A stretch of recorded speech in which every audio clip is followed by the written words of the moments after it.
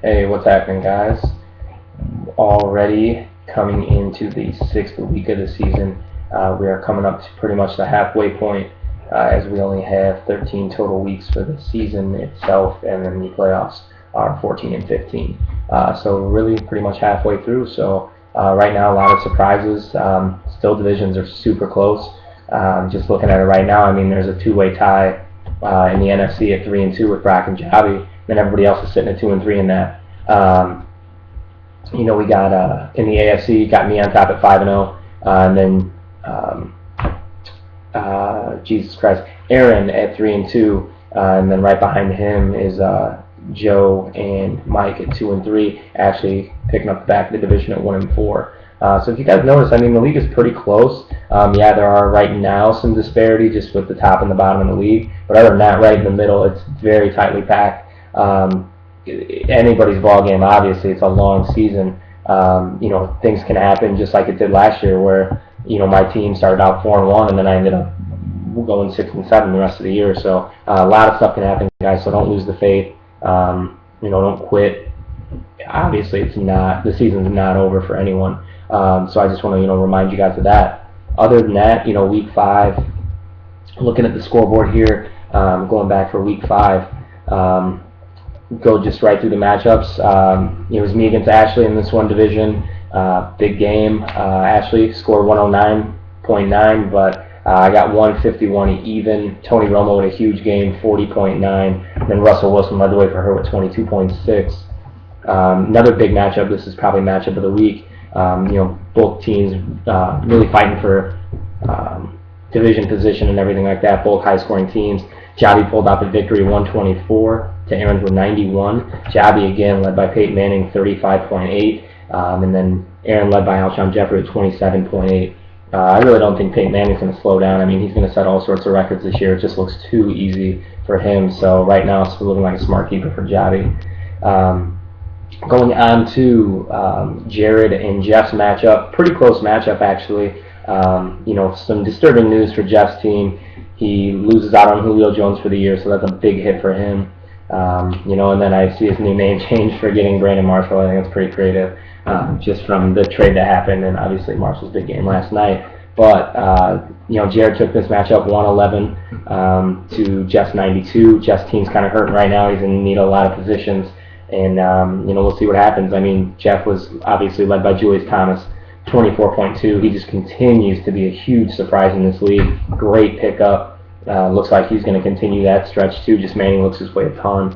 And then Jared led by James Jones with 18.7. James Jones looking like his old self again. So going on to the other matchup, the low scoring matchup of the week, we had Mike pulling out the victory against Joe, 75.1 to 68.6. Very low scoring. Both teams now 2-3. Very surprising. Both teams at 2-3, but hey, I mean, it's like I said, anybody's ball game. Anybody can get hot at any given time. Guys are going to score. So, Mike was led again. Drew Brees at 19.3, and Deshaun Jackson continues to have a great year for Joe. Looking like a great pick at 19.2. Other great matchup of the week. You had Brock and Nico going at it. Both teams. Obviously, I think we're sitting at 2-2. So now, you're looking at it. Brock with the victory, 110-93. Nico was led by Sam Bradford, 21.3, so a good start for him. But unfortunately, with Romo's big game came Des Bryant's big game with 24. So now Brock tied for first place in the NFC, I believe, at 3-2. Nico claims he's playing for last, but he actually 2-3, just really one game out of the division lead. So, like I said, guys, anybody can get hot, and that's all it really takes. Going forward to week 6. Already got underway last night with a Bears victory, so very pumped about that. Bears are 4-2, loving it right now. So very pumped about that. With that came Brandon Marshall's big game. He had 20.7, so I'm off to a hot start already against Mike. Me and Mike played this week. He had Victor Cruz go with 6.8, so projected the rest of the week, I got 158. Very, very good matchups this week for me against Mike's 85. So, we'll see. Like I said, I don't ever hold my breath on projections. I doubt I'll score 130, but we'll see what happens, or 120, but still, like I said, a lot of points. Anyway, Nico and Joe, this is a big win. I kind of almost like a must-win for these teams. Not really saying they're going to be down and out of it, but both have pretty strong divisions, I think. And both teams, no one wants to fall to 2-4. It's a pretty big hole to get out of, and then you'd be, trying to kind of dig out of that rest of the year. So, you got Joe projected to score 126 to Nico's 117. Could be a lot of points in this one. Like I said, both teams really need a win, so we'll see how that shakes out. And then you got Brock and Jeff going at it. Like I said, kind of another must-win interdivision matchup. Jeff, really hoping to get some points this week. He's projected to win 119 to Brock's 99.6. He had Cutler get 20.5 yesterday, and that Bears win as a good start. So we'll see if that trade actually pays off for Jeff, getting Vincent Jackson, Steve Smith, maybe getting our RG3 too this week. So we'll see what happens if those guys actually show up for him and help him get a win. So going on to the other matchup, we got Aaron versus Ashley. Both teams had 2 guys go yesterday, or 1 guy apiece go. Both scored pretty low. Alshon Jeffrey with 4.2 and Martellus Bennett with 6.8. Aaron's still projected to win that matchup. Very close game though, 97.2 to Ashley's 92.8. So we'll see. That one could be a lot closer than we think. Ashley pretty much needs a win here just to stay relevant, and she's really desperate for a win. So she's looking to go 2-4, and if she could pull off an upset, Aaron falls to 3-3. That's huge for her. Just trying to climb into the division. That would also help Joe. So going forward. We got next matchup here. We got Jared and Javi. Jared's actually been playing really well. I think he's got 2 straight wins. Looking for a third one to upset Javi here, especially interdivision. Dropping Javi down. That division is so tight, guys. Anybody can win that NFC. I think it's going to be Javi and Brock, but I could be wrong. I mean, you're 1 injury away. You're 1 guy getting hot and just exploding. You're 1 guy away from really shaking that division up. So anybody could do that. And Javi's projected to win 130 to Jared's 114. So another high-scoring game. Could be pretty interesting. Another topic I want to talk about, a couple topics, guys. League activity. Actually, very pumped. You guys have been very good with league activity the last few days. Mike's been getting on and writing a lot. Nico as well. Obviously, Joe, Brock, me. We've all been doing pretty well. So league activity, guys, very pumped about it. Keep it up, please. It's been very good. So as long as we keep that up, I think it'll be interesting going forward all the way through the end of the league. We did have a pretty controversial trade. Me and Jeff did. We got to address that. I know coming into the league, we had voted, league vote. 6 members voted yes, 4 no. Honestly, it was worth a shot. Apparently it's not working. Not a lot of people are happy with it. So maybe next year we vote at the end of the year for a trade committee. We'll see what everybody thinks about it. Obviously, me and Brock, and then we would vote on a third person to be on that trade committee. You can volunteer. You can say, no, I don't want to be a part of it. And then we vote as a league for that third member.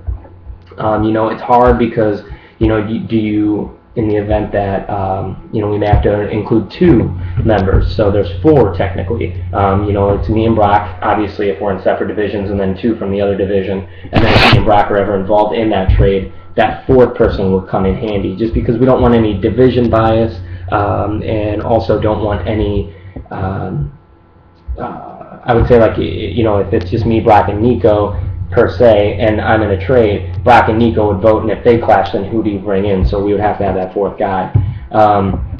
But that's up for debate, guys. I just really want to get that cleared up. I didn't mind doing the manager vote from last year. It worked out in the past, but then again, a lot of pressure fell on my shoulders, allowing trades to go through, so I put it in the league's hands, and if you guys aren't happy with it and thought it was going to be better than what it is turning out to be right now, we can gladly switch back. I don't have any problem with that. Other than that, guys, everything's been great so far. The scoring system, I love it. Javi, kudos to you, Ashley, for bringing it up and implementing it this year. I really do like the point scoring. We haven't had any ties yet. So I just really like it. And it also, you can keep track per yard. So very pleased with that rule change. Other than that, there's really been no other rule changes per se. I think the league is running very smooth this year. Pretty much everybody's happy. Had a great time with the draft. We're definitely doing that again. So Jared, once again, thank you for getting the board. Guys, I'm apologize for missing the video the last 2 weeks ago. That was just getting lazy. So I'm going to stay on top of it. Got this one here. I'm trying to make more polls more often. And then also, Shit, I really can't think of anything else, guys. Season's still very young. We're not even halfway there yet. Next week would pretty much be the halfway point. So if you guys have any questions, concerns, rule changes, something you want to talk about, make a post, please. It's hard for me to read your guys' minds, and then all of a sudden things come up in a text, and you guys just want to text about it. Then that's different. Like, please bring it up in a post so we can discuss it on the league per se, and not through a text message. I know everybody checks the text, and it's usually quicker, but with Jobby, with Mike, a lot of these guys are working when we're texting, or Jobby's trying to sleep, so we'll try and they do get on the page and check, so we'll try and respect the fact that they got to work, and some of them are sleeping. So but guys, I'd like to avoid the text with league conversation. I just want to put it on the league so it can be voted on, stuff like that. Just make it a little bit more official for the league, because like I said, then you can express it on here, and so then I know what's going on instead of just a text all of a sudden, oh, this is fucking bullshit, and da-da-da. So I'd really like to have it done that way. Like I said, any proposed rule changes or things that you guys think could make the league better, I listen. Me and Brock always listen to see what do you guys think we can do better going forward to see, to make the league better, and I want to make it more fun. And whether that be only having one keeper instead of two, or no keepers at all, we can vote on this stuff, guys. Obviously, we're going to hold true to that two-keeper format for as long as those 2 years are up. But if we're going to change it, we got to change it this year, so people kind of say, okay, well, I have Adrian Peterson for one more year, and then if he starts to die out, I don't want him for 2 years. So there's just a couple things that would need to take place. I don't mind the two-player keeper. I think it's fine. You have 9 starters, so 2 keepers isn't that bad. But I know some people talk about only keeping 1. So if it's something you feel strongly about, make a post. Put it out there for the league. Everything's up for discussion, guys. Everything's up for vote. Like I said, I think everything's running smooth. But if it's not, please address it. And make a post about it. I'll be glad to respond. I know everybody else will. There are certain people that don't take things very seriously. I'm aware of that. But, still got to put it out there. We'll try and get it as serious as possible because, yes, we are a very competitive league.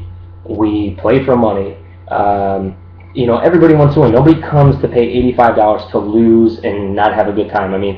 All in all, when you boil everything down to it, we're all friends, and we all play because we like fantasy football. It's fun. So we play for fun. Obviously emotions run high. People get upset about things. People get upset because they're losing. They want to quit the league. I get it. It's an investment, and if it doesn't pay off, it's like, well, fuck it. I'm not going to win, so I'm not going to pay attention. But do it for the rest. Do it for the the league. And like I said, I appreciate that, guys. I know nobody comes in to lose. I know I sure as hell don't. So, like I said, any questions, guys, please put them up on the page. But love you guys, love the league, very happy with everything so far. So, any questions, guys, please address them to me personally. You can just text me, or if you want to put it out, put it on the league. So, good luck, everybody. Big week 5 or big week 6. It's going to be a great week. Very pumped about it. So, I will see you guys next week. I'll try and get the video up maybe Tuesday. I've been doing these licensing classes. I'm going to be doing them for the whole month of October, November, and first week of December. So my time's pretty crunched. I'm doing a lot of studying. So if I don't get the video up like I have today, I'm off the weekend. So I got the video up today, but I will hopefully have them up Tuesday nights. I'll try and get back to that schedule. So, all right, guys, have a good week. Good luck, and I will see most of you guys next week.